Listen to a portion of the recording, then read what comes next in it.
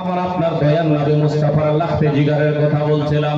শহীদ করে দেওয়ার পরে মদিনাতুল মুনাওয়ারাতে বেরাদার মিল্লাত ইসলামিয়া যায়নুল আবেদিন ও আল্লাহু আকবার আল্লাহুস সামাদ আর উনার সাথে যতগুণ মহিলা রয়েছিলেন, যতগুণ বাচ্চা রয়েছিলেন, সবাই মিলে বেরাদার মদিনাতে গেলেন।